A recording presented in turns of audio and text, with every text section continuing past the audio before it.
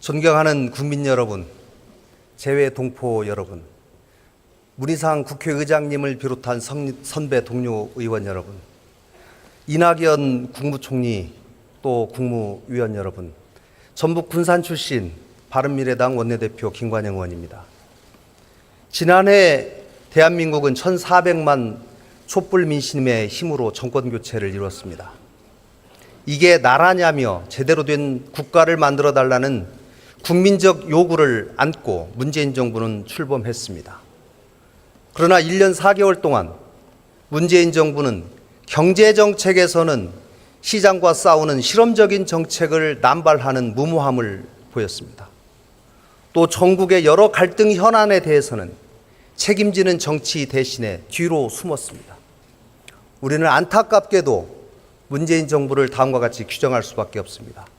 문재인 정부는 경제에서는 무모하고 무능하며 정치에서는 무책임합니다. 존경하는 국민 여러분, 우리 경제는 2008년 금융위기 이후 최악의 상황입니다. 각종 경제 지표상 고용 쇼크, 분배 쇼크, 투자 쇼크라고 합니다. 여기에 물가 폭등까지 예상되고 있습니다. 낙제점인 경제 성적표를 받아들고도 문 대통령께서는 우리는 올바른 경제정책 기조로 가고 있다라고 말씀하셨습니다. 야당만이 아닙니다.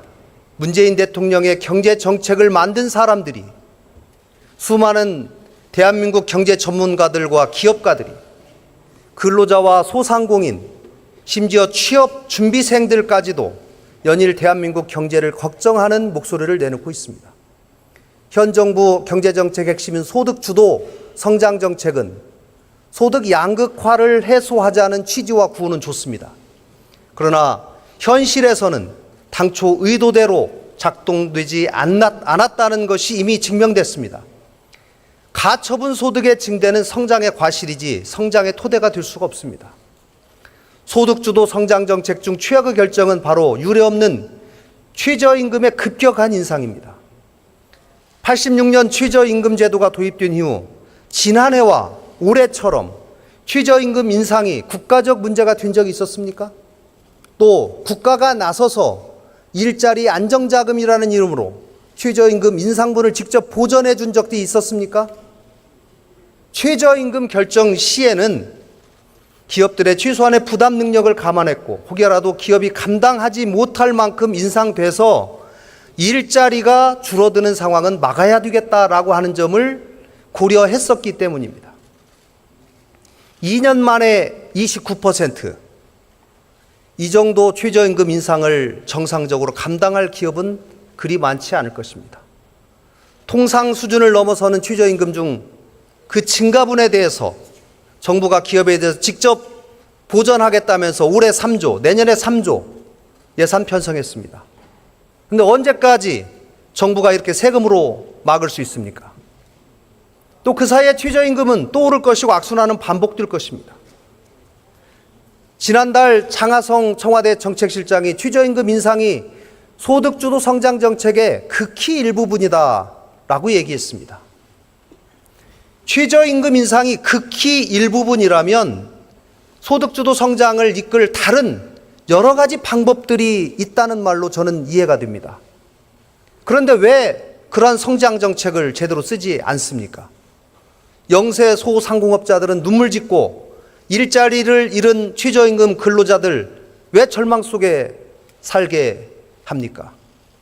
저는 시장의 현실을 무시하면서 최저임금 급격한 인상을 밀어붙이고 있는 문재인 정부의 소득주도 성장정책을 무모하다라고밖에 칭할 수가 없습니다. 문 대통령께 강력하게 촉구합니다. 소득주도 성장의 환상에서 벗어나셔야 합니다. 경제의 현실을 꼭 직시하십시오. 바른미래당은 최저임금위원회를 개편해서 최저임금의 결정 방식을 바꾸겠습니다. 최저임금 인상의 속도를 조절하겠습니다. 업종별, 규모별 차등 적용을 적극적으로 추진해 나가겠습니다. 일자리 문제도 심각합니다. 일자리 정부를 표방했지만 결국 일자리 실패 정부가 됐습니다. 사실 첫 단추가 잘못 꿰어졌습니다. 이 정부 출범 당시에 임기 내에 공무원 일자리 17만 개를 포함해서 81만 개의 공공부문 일자리 확대 정책을 펴겠다고 했습니다. 청와대에 설치된 일자리 상황판은 정부 예산으로 만든 일자리를 확인하는 도구로 이용되고 있습니다. 일자리 예산으로 2년에 걸쳐서 약 54조 원을 투입했습니다. 내년에는 또 23조 넘게 투입하겠다고 합니다. 특히 공무원 수를 늘리겠다는 정책이 채용 시장에 준 신호는 심각합니다. 정부가 일자리를 직접 고용하면 방법은 쉽습니다. 그러나 이것은 역대 정부 어느 정부도 하지 않은 자제를 해온 하책 중의 하책입니다. 올 7월 기준으로 우리나라 취업자 수는 약 2,700만 명입니다. 전체 공무원 수는 중앙직, 지방직 합해서 약 100만 명입니다. 전체 취업자 수의 약 3.7%에 불과한 공무원, 그 공무원이 되기 위해서 취업 준비생의 약 40%가 공시족이 됐습니다. 공무원 일자리가 는다고 하니까 구직 시장이 더욱 심각하게 왜곡되고 있습니다. 중소기업의 미충원율은 12%로 더 높아져 가고 있습니다. 중소기업 등 민간 부문으로 진출해야 할 신규 인력들 상당수가 공공부문 취업을 준비하고 있는 상황. 이것을 정상적인 나라, 나라다운 나라라고 할 수 있겠습니까? 전 세계적으로 공무원 일자리를 감축하고 있는 것이 추세입니다. 한국만 공무원 일자리를 늘리고 있습니다. 일자리는 민간에서 만들어져야 지속성을 담보할 수 있습니다. 또 기업이 성장하고 투자 여건이 형성될 때 늘어날 수 있습니다. 마크롱의 프랑스 사례를 문재인 정부는 면밀하게 살펴볼 필요가 있습니다. 노조 강국, 복지 강국이었던 프랑스가 마크롱 이후에 변해가고 있습니다. 10.5%까지 치솟았던 프랑스의 실업률이 올해 상반기에 8.9%까지 감소했습니다. 프랑스와 한국의 노동 현실을 직접 비교하는 것은 다소 무리가 있는 것도 사실입니다. 분명한 것은 프랑스는 일하기 좋은 환경, 기업하기 좋은 환경을 만들었고 그 결과 실업률이 떨어졌다는 것입니다. 우리나라도 이러한 방향의 노동시장 개혁이 필요합니다. 노동시장 개혁을 위한 관련 입법과 사회적 대타협이 꼭 이루어져야만 합니다. 바른미래당도 앞장서겠습니다. 일자리 정책과 관련해서 주 52시간 근로제를 유지하되 저희 당은 예외 업종을 확대하고 노사 자율 합의에 의한 탄력 근로제, 선택 근로제의 확대를 통해서 근로 유연성을 확보하도록 노력하겠습니다. 존경하는 선배 동료 의원 여러분, 한국 경제의 회복을 위한 바른미래당의 대안을 말씀드리겠습니다. 먼저 경제민주화의 강화를 통한 공정경제 생태계 확보가 중요하다는 말씀을 드립니다. 경제민주화는 기존의 대기업 중심의 성장 정책과는 달리 혁신 기반의 중소벤처기업도 그 중심에 두는 성장 정책입니다. 또 대기업의 성장 과실이 제도적으로 중소기업과 근로자들에게 흐르도록 하는 것입니다. 이러한 기업과 가계의 불평등한 소득 분배 구조를 제도적으로 개선하는 경제민주화의 성과 속에서 경제 발전의 기반과 초석이 만들어지는 것입니다. 그런데 지난 1년 4개월을 돌아보십시오. 공정경제 생태계를 제대로 조성했습니까? 혁신 성장을 위한 규제 혁신의 노력은 말뿐 아직도 빈손입니다.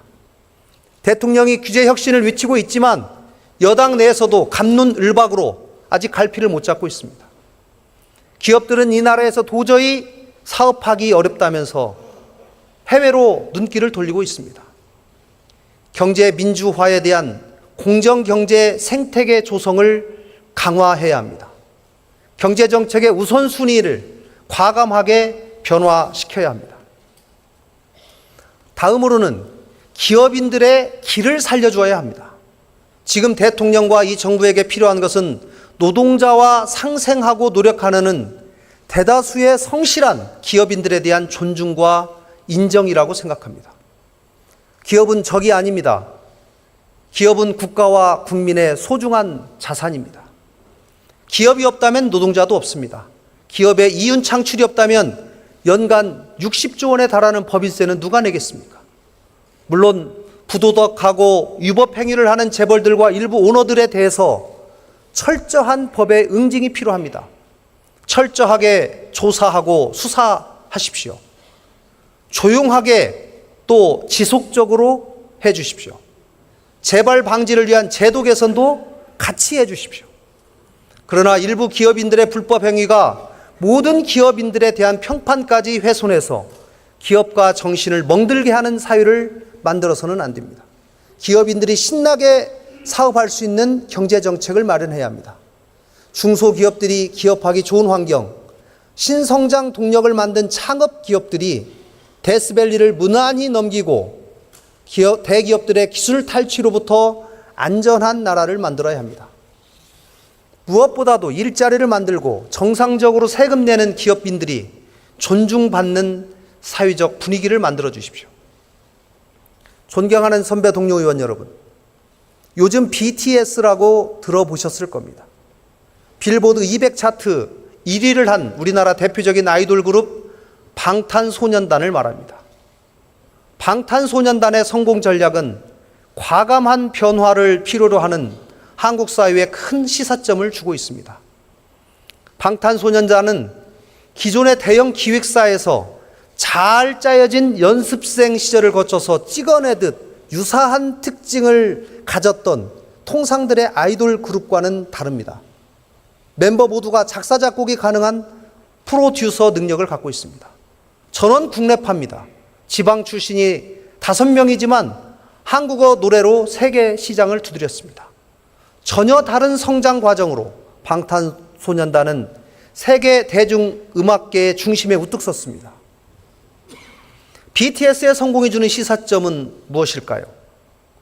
어떤 분야에서든 다양성을 존중하고 창의성을 우선하면 좋은 결과가 나올 수 있다는 것이라고 생각합니다. 기업가 정신이 회복되고 혁신적인 창업이 이루어질 수 있도록 정부는 시장과 기업을 믿어야 합니다. 또 과도한 간섭을 하지 않겠다는 신호를 주어야 합니다. 민간의 창의성이 살아있고 최대한 발휘되는 환경을 만들어 주어야 합니다. 이 과정에서 자연스럽게 우리 경제의 새로운 성장 동력이 민간에서 샘솟을 것입니다. 존경하는 선배 동료 의원 여러분, 천송이 코트라고 아마 기억하실 겁니다. 2004년 한류 열풍을 이끌었던 드라마의 여주인공이 입었던 옷입니다. 당시에 액티브 X라는 보안 기술에 막혀서 소비자들이 구매하지 못해서 논란이 된 적이 있지요. 규제 개혁을 외치면서 폐지해야 된다고 4년이 지났지만 액티브 X는 여전히 규제의 상징으로 남아 있습니다. 최근 국회에서는 인터넷 전문은행 특례법이 여당 내 이견으로 처리되지 못했습니다. 금융산업발전법과 핀테크 산업의 혁신을 위해서는 은산분리의 일부 완화도 꼭 필요합니다. 지난해 연말부터 올해 초까지 소위 비트코인 광풍 아실 겁니다. 가상화폐와 관련된 여러 논란들이 있지만 세계가 주목하는 블록체인 기술 개발에 관해서 정부의 과감한 규제 완화와 투자가 필요하다고 생각합니다. ICO는 블록체인 기술 개발 과정에서 필요한 자금을 모집할 수 있는 유일한 동인이고 핵심 비트코인이 바로 비트코인을 포함한 가상화폐 거래에 관해서 우리 정부가 획기적인 정책을 내놓아야 합니다. 지금 블록체인 기술 개발을 제대로 하려면 ICO 허용을 포함한 관련 규제들을 다시 한번 반드시 점검해 봐야 합니다. 신성장 동력을 찾기 위해서는 신기술 개발에 대한 규제 방식에서 과감하고 혁명적인 변화가 필요합니다. 세계는 이미 선허용 후 규제의 세상입니다. 만약 무분별한 규제 완화가 두렵다면 파일럿 산업이라도 허용해야 합니다.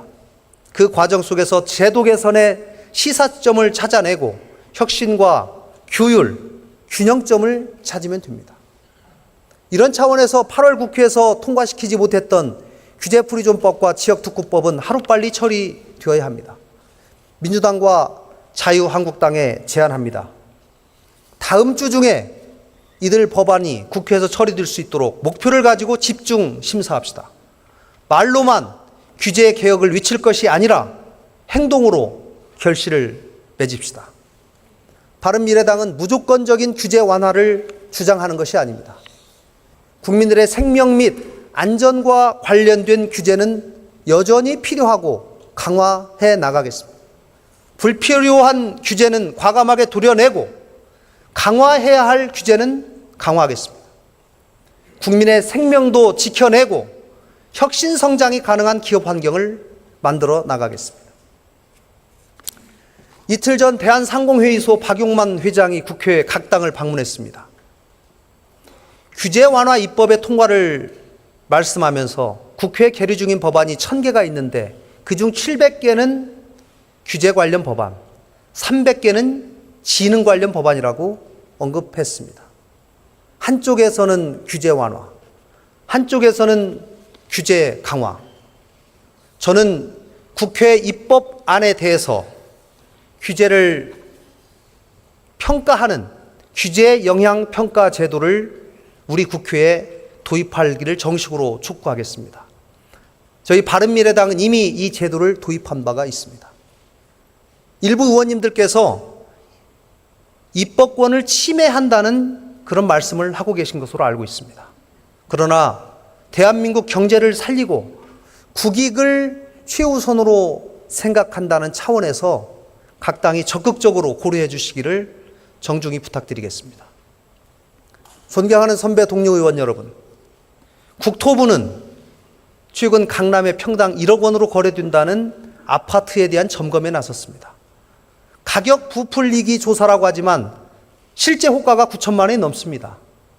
평당 4천만 원에 분양된 24평 아파트가 5년 만에 2배 가까이 올랐습니다. 물론 단순 증가 비율로 보면 훨씬 더 많이 오른 아파트도 많습니다. 참여정부 시절 수많은 부동산 관련 대책을 내놓았지만 그 결과 5년 동안 집값이 평균 56.8% 급등했습니다. 지난해 정부는 그 과오를 반복하지 않겠다면서 역대 가장 강력하다고 자평한 파리 대책을 내놨습니다. 그런데 집값은 안정세는커녕 오히려 더 상승했습니다. 박원순 서울시장의 용산, 여의도 개발 계획이라는 폭탄까지 더해져서 부동산 시장은 더 크게 출렁거렸습니다. 정부는 부랴부랴 지난달 27일 추가 대책을 발표했습니다. 금융규제 완화, 금융규제 강화, 청약, 당첨, 전매 관련 규제 등 규제 일변도로 지난해와 별반 다를 게 없습니다. 집값 급등과 대책의 남발, 참여정부 시즌2라고도 합니다. 문재인 정부는 치솟는 부동산 가격을 잡기 위해서 시장에 대한 순응보다는 수요 증가에 대한 규제를 선택하고 있습니다. 그러나 규제가 역으로 가격 상승을 더 상승시키고 있습니다. 규제의 역설, 부동산 시장을 평가하는 많은 사람들의 의견입니다. 존경하는 선배 동료 의원 여러분, 현실성 부족한 부동산 정책은 매매 시장에만 국한되어 있지 않습니다. 얼마 전 정부가 부동산 대책이라면서 부부 합산 소득 7천만 원이 넘는 가구에 대해서 전세 보증 신청 자격 제한하기로 한 거 아실 겁니다.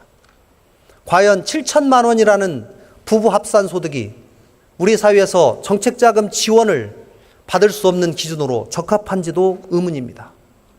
더욱이 하루 만에 정부가 한 발 물러났습니다. 무주택자에게는 적용하지 않겠다고 해서 또 혼선까지 빚어지고 있습니다. 일주일 전 고용노동부는 지난해 정규직 노동자의 월 평균 임금이 342만 원이라고 발표했습니다. 연봉으로 환산하면 4,100만 원 정도 됩니다. 근로자 평균 임금을 받는 맞벌이 가구는 소득이 많아서 전세 보증 자격이 될 수 없게 되는 것입니다. 대다수의 맞벌이 가구는 결국 전세자금 대출을 위해서 시중은행이 아니라 제2, 제3 금융권으로 발길을 돌려야 하는 것이 이 정부의 기준입니다. 전세 보증 자격의 경우에 대대적인 손질을 통해서 정말 현실적인 대책을 꼭 내놓아야 합니다. 가격이 높다면 공급을 늘리는 것이 경제학의 기본 원리입니다. 현재 부동산 시장에 대한 합리적인 대안은 첫째도, 둘째도 수요와 공급의 법칙에 충실하는 것입니다. 이 자리에 참석한 국무총리와 국무위원들께 꼭 부탁드립니다. 오락가락 우왕좌왕하는 정책을 반복해서는 안 됩니다. 시장이 신뢰하는 부동산 정책을 수립하기 위해서 부처 간의 협업이 어느 때보다도 절실합니다. 국토부가 부동산 정책을 준비하고 발표할 때는 정부의 경제정책 총괄하는 기재부, 부동산 가격에 가장 큰 영향을 미치는 교육정책을 책임지고 있는 교육부, 부동산 자금에 대한 대출 정책을 관장하는 금융위원회, 수도권 가격 상승의 진원지인 서울시, 경기도 등과 같이 모여야 합니다.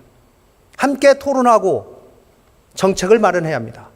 그 과정에서 각 주체들이 해야 할 일과 하지 말아야 할 일을 사전에 정리해서 부처 간의 엇박자나 혼선이 발생하지 않도록 꼭 해주십시오.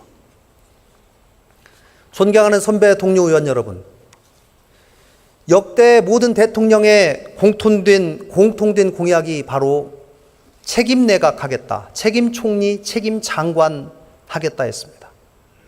대한민국의 헌법기관인 우리 모두의 양심을 걸고 한번 물어보십시오.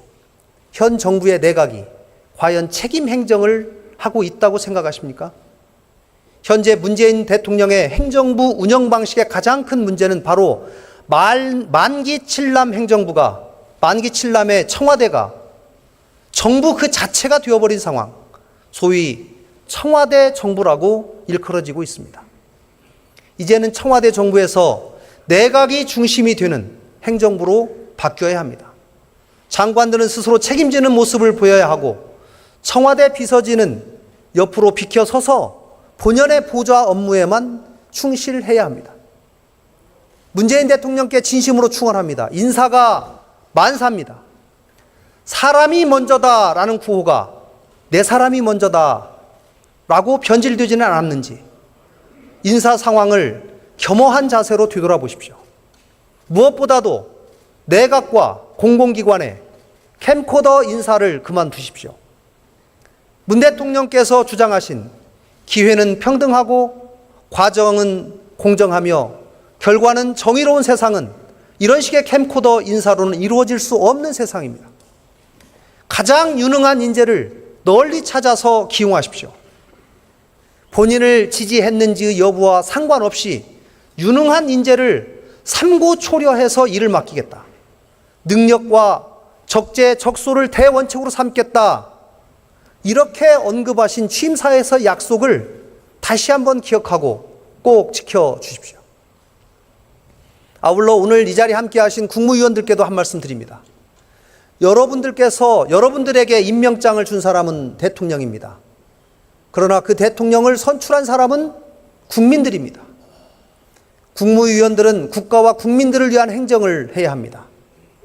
잘못된 대통령의 지시를 비판 없이 수용하면 어떤 일이 벌어지는지 지난 정부에 대한 문재인 정부의 적폐청산 과정에서 우리는 충분히 봤습니다. 관료들은 우리나라의 기둥과도 같습니다. 정책의 현실을 가장 잘 아는 사람들도 관료들입니다. 장관들은 그들과 머리를 맞대고 책임감과 소신을 가지고 대한민국 발전을 위해 노력해 주십시오. 존경하는 선배 동료 의원 여러분, 문재인 정부의 소위 공론화 정치, 이것은 문재인 정부의 비겁함과 무책임 정치의 극치입니다. 대통령은 주권자가 위임한 권력을 토대로 책임 정치를 해야 합니다. 억지로 여론을 만들어서도 안 되고 여론 뒤에 숨는 책임 회피를 해서도 안 됩니다.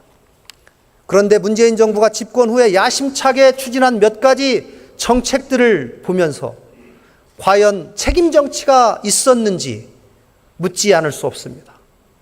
신고리 5, 6호기 공사 중단 문제, 대입정책 공론화 문제, 이런 것들입니다. 특히 대입정책 공론화위원회는 전형적인 공론화 정치의 실패작입니다. 교육부가 있음에도 불구하고 지난해 9월에 대통령 직속으로 국가교육회의가 출범했습니다. 또 국가교육회의 아래다 대입제도 개편 공론화위원회를 다시 만들었고, 이를 통해서 대입제도의 개편 방안을 마련코자 했습니다. 그러나 결론 내지 못하고 결국 공은 교육부로 돌아왔습니다. 교육부가 처음부터 교육에 대한 중장기 비전을 제시하고 국민들을 설득하고 공감대를 만들어가는 노력을 하는 대신에 공론화라는 미명으로 국민들의 등 뒤로, 여론의 등 뒤로 수무리한 것입니다. 그 피해는 고스란히 미래 세대와 우리 사회가 받았습니다. 이제라도 국민이 가장 고통받는 교육 문제의 해결을 위해서 정부는 책임 있는 자세로 나서야 합니다. 문재인 정부가 비겁한 정부가 아니라 국년의 100년 대계를 설계할 책임 있는 정부가 될지를 판단할 시금석이 또 하나 있습니다. 바로 국민연금 제도 개혁입니다. 국민연금 기금 고갈 시점이 앞당겨질 것이라는 예측이 있는 가운데서 더 많이 오래 내고 더 늦게 적게 받는 것 아니냐는 국민적 우려가 나옵니다. 만약 못 받게 되면 정부가 책임지는지도 걱정합니다. 물론 문재인 정부 들어서 뚝 떨어진 국민연금 기금의 운용 수익률을 정상화시키는 것이 최우선 작업이지만 중장기적으로 구조개혁도 서둘러야 합니다. 지금처럼 두면 현재 2030 세대에게는 엄청난 부담을 지우는 대신에 앞으로의 연금 수령 시기의 불확실성은 더 커지게 됩니다. 국민 모두의 관심사이지만 대통령의 지시사항인 법적으로 보장하겠다라고 하는 이 부분만 대책을 마련하고 중장기 개혁 방안에 대해서 또 뒷짐지는 정부가 될 것은 아닌지 걱정됩니다. 정부와 여야의 국민연금 개혁을 위한 여야정 협의체를 만들 것을 공식으로 제안합니다. 먼 미래의 우리 후손들의 노후를 위한 일에 여야 간의 당리당략을 떠나서 책임감을 가지고 국민연금 개혁 방안을 마련해야 합니다. 문재인 대통령의 용기 있는 결단을 촉구합니다. 존경하는 선배 동료 의원 여러분, 지금부터는 우리 정치의 변화 과제에 대해서 몇 가지 말씀드리겠습니다. 최근 5당 원내대표와 청와대 회동에서 문재인 대통령께서 선거제도 개혁에 대해 대표성과 비례성이 강화되는 선거제도로의 개혁을 적극 지지한다라고 공개 발언하신 것에 대해서 높게 평가합니다. 또 원내 교섭단체 대표연설에서 이해찬 더불어민주당 대표님, 또 김성태 자유한국당 원내대표께서 선거제도 개혁에 대해서 적극적 의지를 밝힌 점도 환영합니다. 존경하는 선배 동료 의원 여러분, 지지율과 민심은 언제든지 변합니다. 또 변화의 바람이 불면 그것이 태풍이 된다는 점을 이 자리에 계신 의원님들은 여러 번 체험하셨을 겁니다. 21대 총선을 앞두고 올해가 선거제도 개편의 적기라고 하는 것 여러분 잘 알고 계실 겁니다. 두 당의 대표께서 이미 선거제도 개편에 긍정적인 의사를 표현한 만큼 이제는 즉각적으로 정치개혁 특위에서 본격적인 논의를 해야 합니다. 올해 안으로 민심 그대로의 선거제도인 연동형 비례대표제를 꼭 도입해야 합니다. 존경하는 선배 동료 의원 여러분, 개헌도 올해 안으로 반드시 이뤄내야 합니다. 개헌 문제에 관하여 문재인 대통령과 정부 여당은 회피하지 마시고 책임 있는 분명한 답을 내놓아야 합니다. 문 대통령께서 역사에 남는 대통령이 될 것인지 이 정권만의 대통령이 될 것인지 결단하셔야 합니다.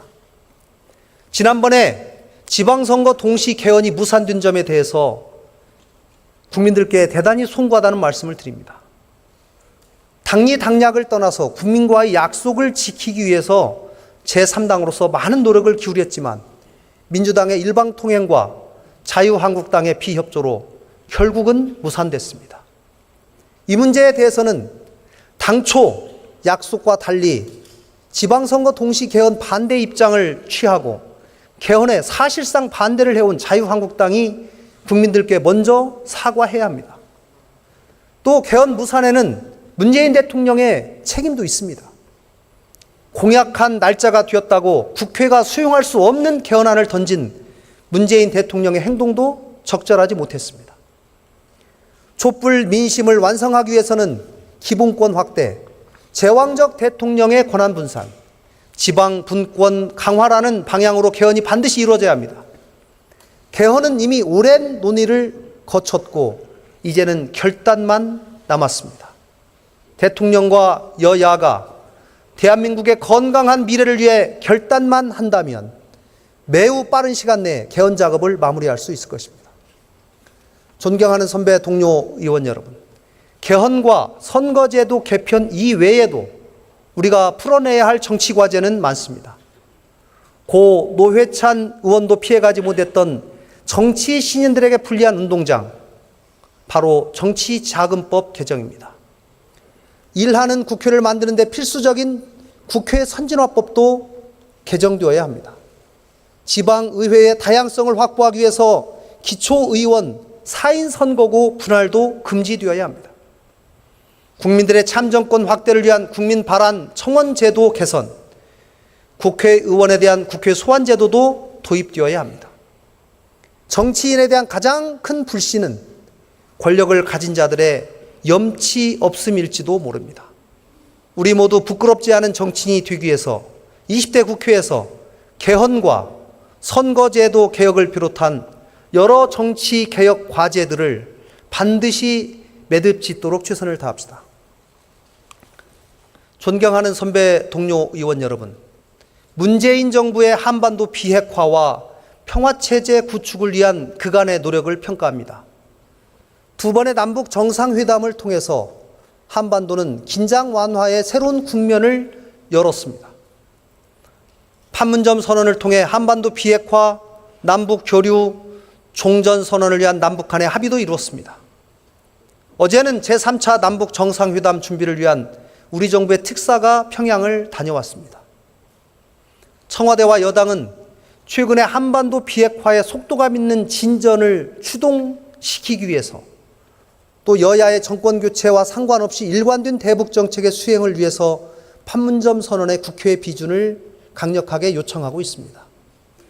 여야 모든 정치 세력이 한마음 한뜻으로 판문점 선언의 국회 비준 동의안을 처리하고 전 세계에 한국의 강력한 비핵화 의지를 표명하자는 대통령과 여당의 요청에 바른미래당은 적극적인 자세로 임할 것임을 밝힙니다.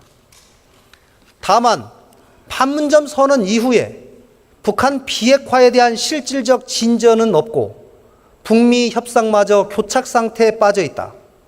굳건한 한미 동맹과 공조가 어느 때보다 요구되는 시점에서 비준안 동의안 처리가 한미 동맹의 균열을 가져올 수도 있다라는 일부 야당의 우려에 저는 경청할 가치가 있다고 생각합니다.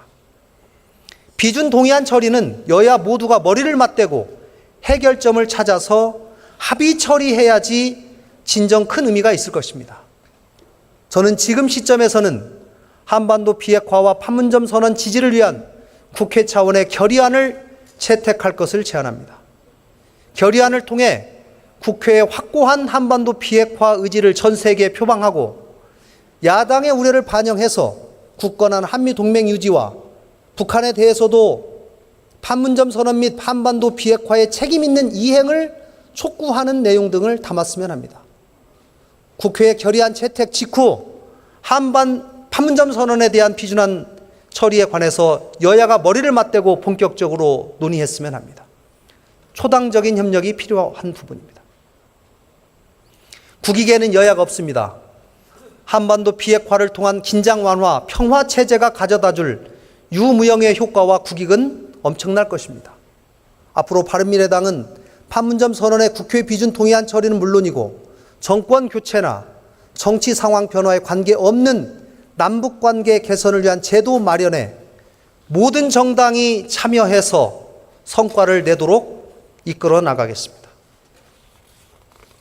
존경하는 선배 동료 의원 여러분, 안희정 전 충남지사의 비서 성폭행 의혹 사건과 1심 판결이 우리 사회에 던진 메시지는 매우 엄중합니다.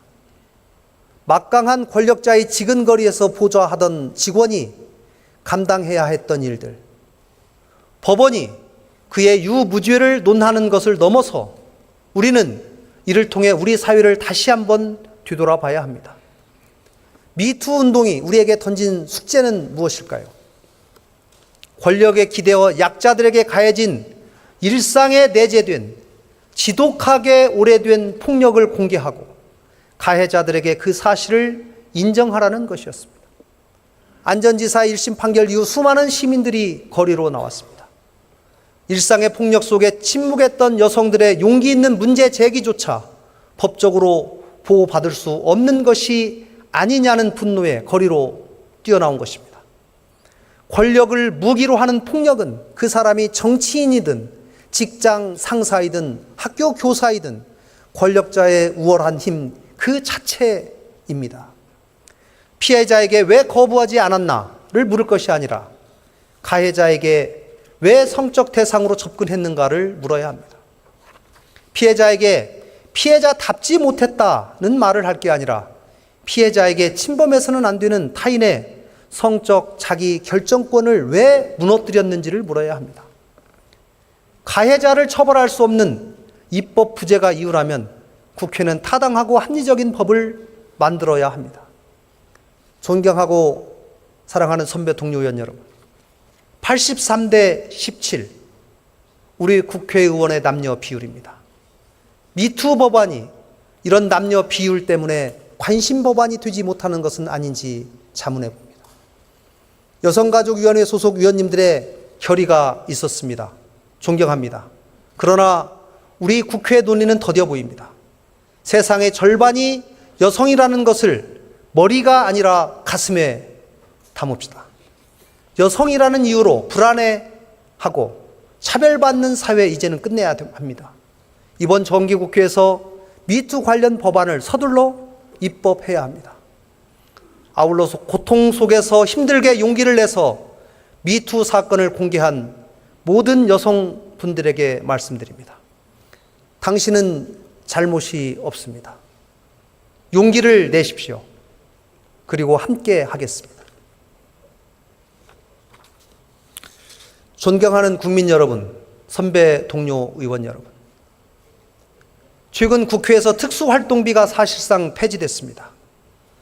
그간 국회에 특권 내려놓기에 대해서 많은 과제들이 있었지만 특수활동비 폐지는 국회의원 특권 내려놓기에 큰 성과라고 생각합니다. 특활비 폐지가 이루어진 과정에서 바른미래당은 그 어느 정당보다도 앞장섰습니다. 거대 양당이 주저할 때 과감하게 민심을 받아들여야 한다고 주장했습니다. 20대 국회의 숙명과도 같은 다당체제. 바른미래당은 특활비를 폐지시켰던 그 정신으로 기득권 내려놓기를 거부하는 양당을 견인하는 정치 세력이 되겠습니다. 일하는 국회를 만들고 거대 양당이 갈등과 반목으로 국민 여론을 외면한 채 당리당략에 매몰된 정치를 할 때 올바른 길로 견인하는 정당이 되겠습니다. 바른미래당은 진정한 협치를 통해 생산적인 국회를 만들겠습니다. 발목 잡기가 아니라 대안 있는 비판을 통해 협치를 하겠습니다. 사람으로 거래하는 협치가 아니라 정책을 공유하는 협치를 하겠습니다. 바른미래당은 정치가 경제 발전에 걸림돌이 되지 않도록 민생 최우선, 경제를 살리는 정치를 하겠습니다. 대안 있는 비판과 견제를 통해서 문재인 정부를 건강하도록 하겠습니다. 국민의 뜻에 순종하면서 정치의 신뢰를 회복해 나가겠습니다. 존경하는 국민 여러분, 재외 동포 여러분, 문희상 국회의장님을 비롯한 선배 동료 의원 여러분, 이낙연 국무총리를 비롯한 국무위원 여러분, 대한민국의 바른 미래는 어떤 모습일까요? 개인의 자유가 보장되면서 안전한 나라, 누구나 일할 기회를 가지면서 열심히 일하면 정당한 대가를 받는 나라, 특권과 반칙이 없는 나라, 일하고 싶어도 일할 수 없는 사람들에게 최소한의 삶이 보장되는 나라, 성실하게 살아가는 말없는 다수의 이익이 침해받지 않는 나라, 청년들이 꿈을 갖고 아이 낳고 키우고 싶은 생각이 드는 나라, 또 저녁이 있는 삶이 보장되는 나라라고 생각합니다. 쉽지 않은 길입니다. 그러나 가야 할 길이기도 합니다. 이런 대한민국의 바른 미래를 바른미래당이 여기 계신 여러 의원님들과 함께 국민 여러분과 함께 만들어 나가겠습니다. 끝까지 경청해 주셔서 대단히 감사합니다.